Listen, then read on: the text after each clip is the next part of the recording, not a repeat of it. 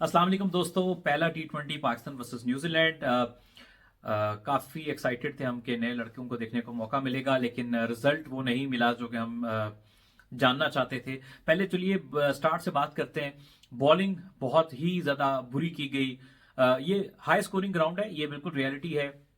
यहाँ पे बाउंड्रीज बहुत छोटी हैं, यहाँ फील्ड सेट करना बड़ा मुश्किल है क्योंकि साइडों से स्क्वायर है, ग्राउंड राउंड नहीं है। लेकिन इन सब के बावजूद अगर बैट्समैन अच्छे शॉट खेल के आपको रन्स कर रहा है, दैट इज फेयर इनफ। यहाँ इस ग्राउंड में रन्स बनते हैं, लेकिन ओवरऑल अगर आप देखोगे तो हमारे बॉलर्स ने बॉलिंग बहुत बुरी की है। इतनी अच्छी बॉलिंग नहीं की है। शाहीन अफरीदी ने जिस तरह से 5 बाउंड्रीज खाली फिन एलन से एक ही फुल लेंथ के ऊपर, आई डोंट नो, मतलब शाहीन अफरीदी को हमने अक्सर देखा है कि वो बहुत जज्बात में आ जाता है कि जी मैंने इसी लेंथ से बीट करना है, और वहीं से मार खाते रहते हैं। मैथ्यू वेड ने 3 छक्के एक ही जगह से उनको मारे, ये हमने देखा और कई बार ऐसे देखा है। तो मेरा ख्याल है कि जज्बात हावी हो जाते हैं उनके ऊपर अकल के बजाय। फिर आप बाकी बॉलर्स को देखिए कि उसामा मीर ने बहुत ही बुरी बॉलिंग की। अ, इतना उस तरह से साथ नहीं दे सके हैं। हारिस रऊफ का स्पेल बेहतर था। जो डेब्यूटेंट थे अब्बास अफरीदी काफी इंप्रेसिव रहे, स्पेशली अपनी स्लो बॉल के साथ बैक ऑफ द हैंड जो करते हैं। 3 विकेट्स लिए उन्होंने, लेकिन बाकी बॉलर्स उस तरह से साथ नहीं दे सके। और सबसे इंपॉर्टेंट की फील्डिंग बहुत ही बुरी, कैचिंग बहुत ही पुअर।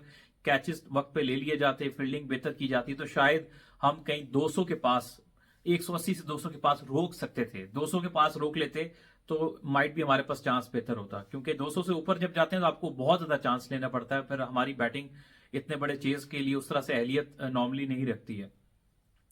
बॉलिंग में भी आप ये देखिए कि आमिर जमाल भी थोड़े एक्सपेंसिव रहे, वो भी इतनी अच्छी उन्होंने बॉलिंग नहीं की है।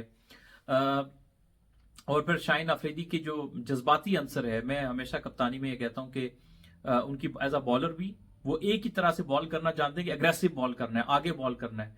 और अगर उस लेंथ से उनको आउट नहीं हो रहा या वो बैट्समैन को डोमिनेट नहीं कर पा रहे तो वो दूसरे ऑप्शन पे जाते ही नहीं है।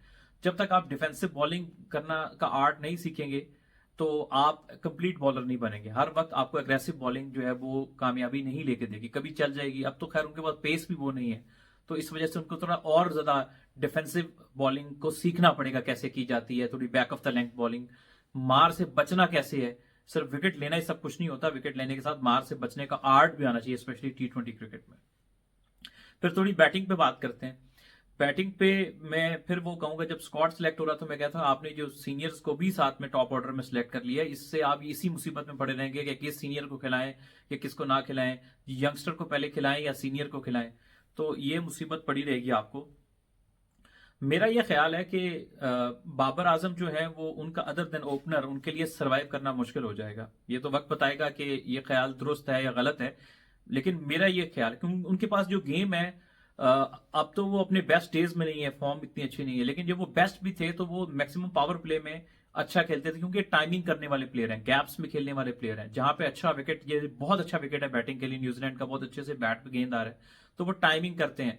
लेकिन जहां पे पावर प्ले खुलता है तो बाबर के पास बड़े शॉट्स इतने ज्यादा नहीं है, इसलिए उनको प्रॉब्लम हो जाती है। आप उनको नंबर 3 पे खिला रहे हैं, लेट्स सपोज आपके ओपनर पावर प्ले पूरा खेल जाते हैं तो फिर मुश्किल हो जाएगी, स्पेशली हाई स्कोरिंग वेन्यूज पे बाबर का सर्वाइव करना मुश्किल है।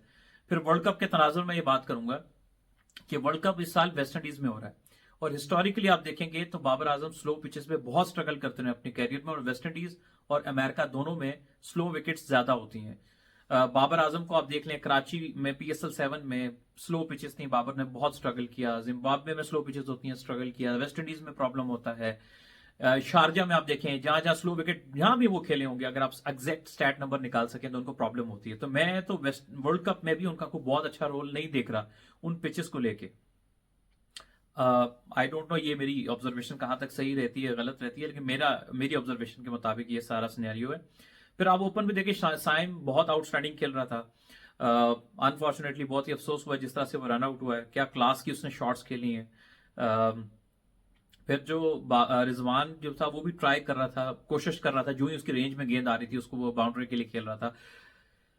अब जो सबसे इंपॉर्टेंट पार्ट है कि हम कहां गलत हो गए। विकेट्स तो गिरती हैं एग्रेसिव खेलने में, एग्रेसिव खेलने के लिए हौसला भी चाहिए होता। हम चाहते तो है हमारे प्लेयर इंटेंट के साथ नहीं खेलते, एग्रेसिव नहीं खेलते, लेकिन जब आप उस तरह के खेलने वाले प्लेयर लेके आते हैं तो उसमें साथ फेलियर्स भी आते हैं, और शुरू में फेलियर ज्यादा आने का चांस होता है कंपेयर टू के आपके बाद में जब वो सेटल डाउन हो जाते हैं शायद ज्यादा मिच्योर हो जाते हैं, अंडरस्टैंड कर जाते हैं कि कैसे एग्रेशन के साथ मजीद अपने आप को बेहतर प्लेयर करना है। लेकिन आप एज अ नेशन आपके अंदर बस सब्र ही नहीं है कि आप एक मैच नहीं चला तो बस खत्म कर दो, फारिग कर दो, बेकार प्लेयर है, ये है वो है। साइम आउट हुए तो थोड़ा डेंट हुआ, फिर रिजवान की विकेट गिरी तो उसने, और हम, मेरा ख्याल है कि आइडली थोड़ा ज्यादा रुक जाते तो बेहतर होता। लेकिन बाबर की इनिंग्स जो थी मेरे हिसाब से उस टारगेट के हिसाब से जो आपका था वो स्लो थी। अ, आप देखिए कि बाबर आजम को तो लोग एंड स्ट्राइक रेट देख रहे हैं ना, ये बहुत ही कमजोर तरीका है किसी प्लेयर को जज करने का, बाबर नहीं कोई भी, कि आप एंड स्ट्राइक रेट देख रहे हो 160 या 162 का, आप ये बिल्कुल गलत तरीका है। आप स्ट्राइक रेट को ब्रेक डाउन करें, स्टार्टिंग फेज, मिडिल फेज और एंडिंग फेज, वो दो फेज में बिल्कुल स्लो थे। उनका स्ट्राइक रेट कभी 100 का, कभी 110 का, कभी 120 का, इसी स्ट्राइक रेट में वो चलते रहे।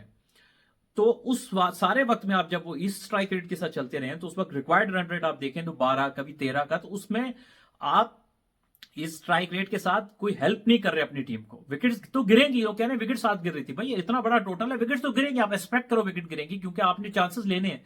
लेकिन जो कि बाबर स्लो खेल रहे थे तो उनके जो साथ वाले खिलाड़ी थे उनको थोड़े ज्यादा चांसेस लेने पड़ गए, या पड़ जाने थे, या पढ़ने पढ़ने थे, यानी ये तीनों सिनेरियो है।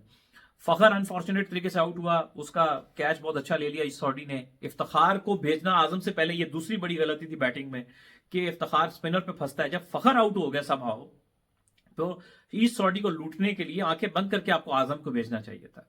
आपने आजम का नंबर गलत किया, वो जब आए तो रन रेट इतना ऊपर चला गया था, उनके पास क्वेश्चन नहीं था, वो आउट हो गए। अब लोग तो कहेंगे कि आजम आउट हो गया, वो कर नहीं सका, ये हो गया वो हो गया। फिर बहुत लेट जाके बाबर आजम ने अपने स्ट्राइक रेट को ऊपर किया, तब कहानी हाथ से काफी हद तक निकल चुकी थी। तो उस तरह से हमारे हाथ में गेम नहीं थी।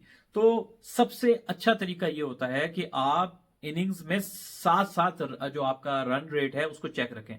ये तरीका बिल्कुल गलत है कि जी विकेट बचा लो एक तरफ से और हम बाद में चेज कर लेंगे। ये जो अप्रोच होती है वो 140, 50, 60 वाले टारगेट में शायद चल जाए। ये जो लंबे चेज होते हैं उसमें कोई तरीका, कोई जस्टिफिकेशन नहीं होती 120 वाले स्ट्राइक रेट की। एटलीस्ट बाबर आजम को अगर स्टार्ट में 140 के करीब स्ट्राइक रेट रखना चाहिए था। देखिए 160 का स्ट्राइक रेट पे आप फिनिश करते हो और आपका थ्रू आउट जो स्ट्राइक रेट है ज्यादातर इनिंग्स के हिस्से में वो 120 या 15 पे रहा है, तो ये कोई इतनी अच्छा एफर्ट नहीं है इतने हाई स्कोरिंग वेन्यू पे। हाँ, अगर किसी प्लेयर का एंड स्ट्राइक रेट 162 होता और उसका मेजर टाइम पे स्ट्राइक रेट 140 और 160 के बीच में होता तो ये बहुत बेहतर एफर्ट होता एक anchor kind of a person के लिए। इसलिए थोड़ा ब्रेक डाउन करके डेप्थ में जाकर चीजों को देखना बहुत जरूरी है। अगेन ये एक फैक्टर है, बाबर जिम्मेदार नहीं है इस हार का, यानी ये बात समझने की जरूरत है। लेकिन वो इनिंग स्लो थी। अगर आप, और दूसरा आपके जो इफ्तिखार है उसने बिलो पार बैटिंग की, उतनी अच्छी बैटिंग नहीं की। फखर थोड़ी देर रुक जाता तो शायद सिनेरियो और होता। लेकिन आगे चल के नुकता सिर्फ यह है कि अगर आपने अपने हर बैट्समैन से मैक्सिमम आउटपुट लेना है तो उसको एक फेयर अमाउंट ऑफ डिलीवरीज चाहिए, 5-6 गेंदें चाहिए होंगी सेटल डाउन होने के लिए। जब आप एज अ बैट्समैन आते हो और 13 का या 14 का रन रेट है तो सॉरी आपके पास इतना मार्जिन पीछे नहीं रहता है। और please please please Iftikhar Ahmed को कभी भी स्पिनर पे ना भेजें। जब आपके पास आजम खान मौजूद है तो इफ्तिखार से पहले आजम खान को आप भेजिए, तभी आप आजम खान का बेहतर तरह से फायदा उठाएंगे। फिर कोई फायदा नहीं है कि आप इफ्तिखार को पहले भेज रहे हैं। आई डोंट नो, सबको पता है यार उसको स्पिन पे उसकी गेम इतनी अच्छी नहीं है, शायद पेस पे हमेशा वो बेहतर खेलते हैं, तो उनको फिर आप बाद में रखिए ना। आप पहले क्यों भेज रहे हैं? और एट द एंड जाते जाते शाहीन अफरीदी का अपने आप को प्रमोट करना आमिर जमाल से पहले, यही प्रॉब्लम है कि शाहीन अफरीदी एग्रेशन उनमें बहुत है, लॉजिक कम है।